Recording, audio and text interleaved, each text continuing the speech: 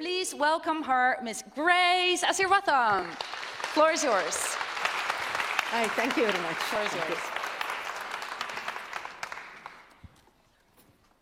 Thank you very much for this nice occasion to speak to you, to share my views about women in security and also creating a safer world for all. And it has been 100 years since the world first admitted poison as a weapon of war in our battlefields. As you know, weaponized toxic chemicals are not just another way of killing. They are devastating instruments of exceptional cruelty and destruction. They kill indiscriminately and also in an unusually painful way, impacting the nervous system, paralyzing the body functions, ability to move, ability to breathe. And those who are not dead by the attack of chemical weapons or toxic chemicals, they will suffer their effects in their entire lives. The impact of chemical weapons on history cast a terrible shadow on our humanity. But it also prompted the international community to come together to take global action in order to rid the world of this scourge. It was an important call, I would say. It was a call the international community has taken very seriously. Over the last 100 years, we have been able to create, or we have been creating the architecture, perhaps I would say, one of the most successful and enduring examples of international cooperation in disarmament. As you all know, the Chemical Weapons Convention outlawed an entire class of weapons of mass destruction in 1997.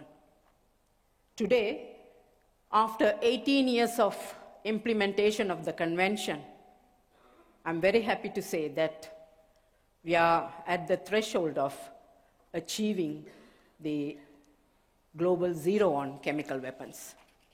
The complete elimination of chemical weapons is not a distant dream. It is a goal which will be realized in 2023, just in 8 years. And we have done this even in extremely challenging security situations. It's not an easy journey for us, especially in Syria. Maintaining this global prohibition against chemical weapons has taken the dedicated efforts of the entire OPCW community, the 190 states parties, and the staff of the Technical Secretariat, who are responsible for creating solutions for many challenging situations. But it also takes, as I have seen from my experience with the OPCW, a wide-reaching global impact involving all stakeholders. Chemical weapons disarmament is I would say, a very nice experience.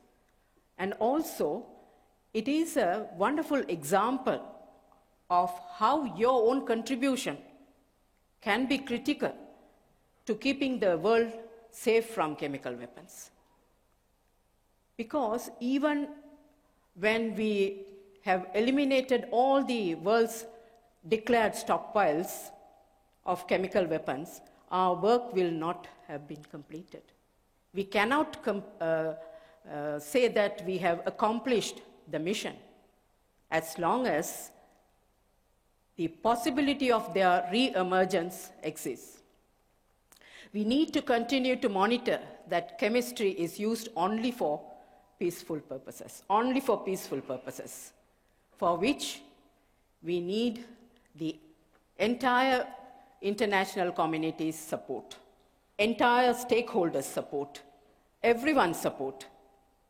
The norm at the Chemical Weapons Convention must be strong, and also it is strong, that the use of toxic chemicals as weapons is illegal and it is unethical, whether in times of peace or war. It is your generation that will have to nurture this norm for long term. Let me tell you about the story of a famous scientist, Fritz Haber. You may have known about him, who was awarded the Nobel Prize for Chemistry in 1918. The same Nobel laureate came to be known by another less fortunate name, the father of chemical warfare, for his role as the leader of Germany's chemical warfare program during World War I. Perhaps the most interesting thing about his story in connection to my talking to you today is the story of his wife. She was also a chemist with a PhD, and she did not have the opportunity to follow her own career in chemistry or science. She was just a homemaker. She just assisted the Nobel laureate in his translation work, etc. And her response to her husband's work in chemical weapons program was one of disgust. The idea came to be so disturbing to her that after a heated discussion with her husband, before he went to supervise a chemical weapons attack, she committed suicide by shooting herself with her husband's military gun. One can only wonder if things would have been different if she had pursued her own career of science in the service of peace.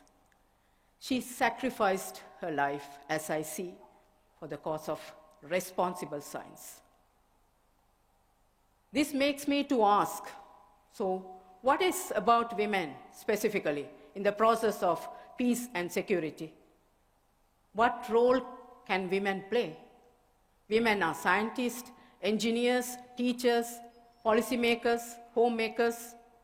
They are also in more challenging field of politics, international politics, local politics. They are diplomats. The short answer is all of these roles. And in each of these roles, they are critical to building peace. While I speak about women in the process of peace and security, I would like to share with you some brief information about myself. I grew up in Sri Lanka, which is an empowering place to be a woman. I was privileged to have had a nurturing environment, a supportive family, and a chance to utilize my potential. My gender identity was not a factor that in any way inhibited either my dreams of my journey in life or career.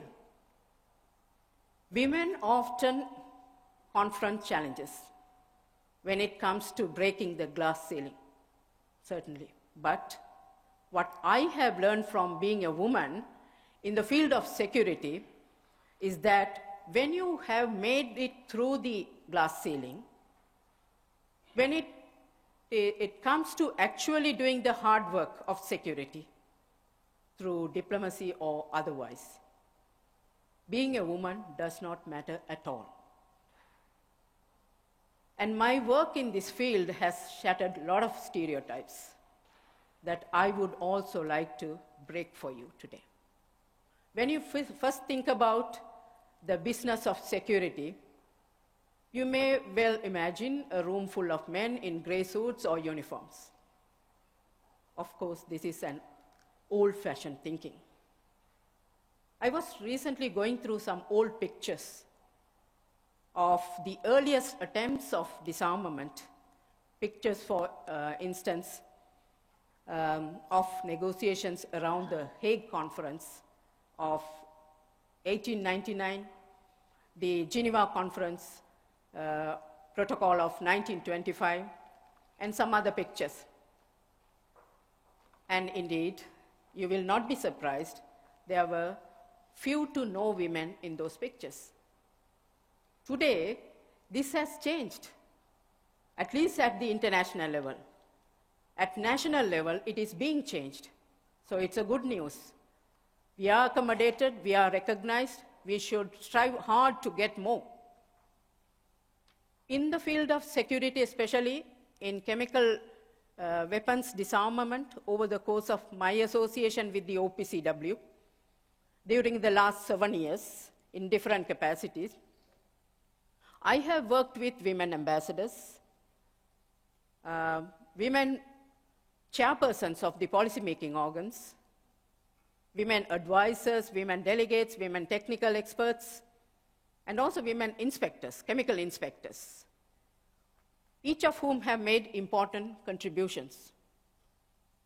And in the context of women peace builders who have associated with the OPCW during my period with the OPCW, I can remember the UN High Representative of Disarmament Affairs, the Special Coordinator for the OPCW UN Joint Mission on Elimination of Chemical Weapons in Syria, were also both women. Therefore, women are critical to peace, not because of any particular personality traits or inborn skills, but because it is a reservoir of potential and talent that will otherwise be wasted. Quite simply put, failing to empower women means to use half of our human resources. Even as I stand here talking to you about the vital role of women in security and peace processes, in my current capacity as the Deputy Director General of the OPCW, I cannot help but think back to a time when I had taken the first step, much like all of you today. I was just only 24, fresh out of university in Sri Lanka and confronted with a world of possibility and opportunities.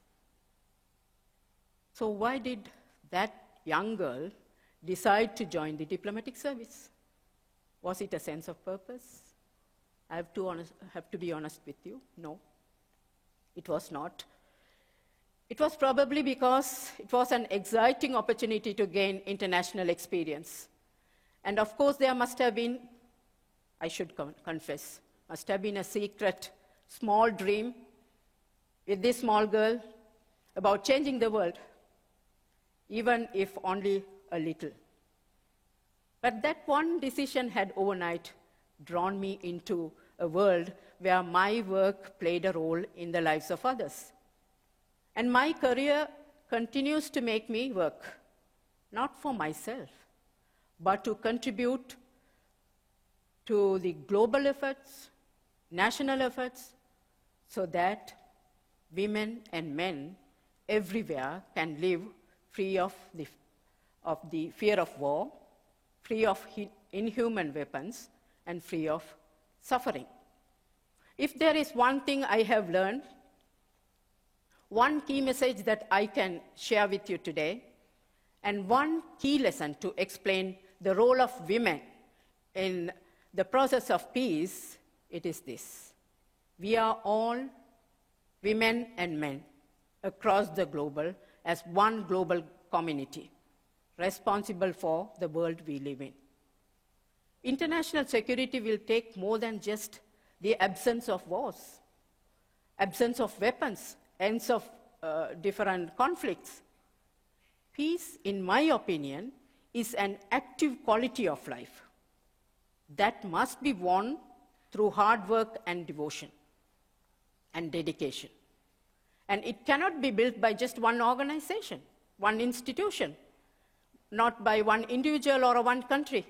It must be built by all of us together, in our classrooms, in our societies, in our countries, and in our daily lives. If we are going to embark on something as bold as attempting to change the world, we can only change it together. This is why each one of us, women and men, are already peace builders of tomorrow. I thank you very much. Thank you very much.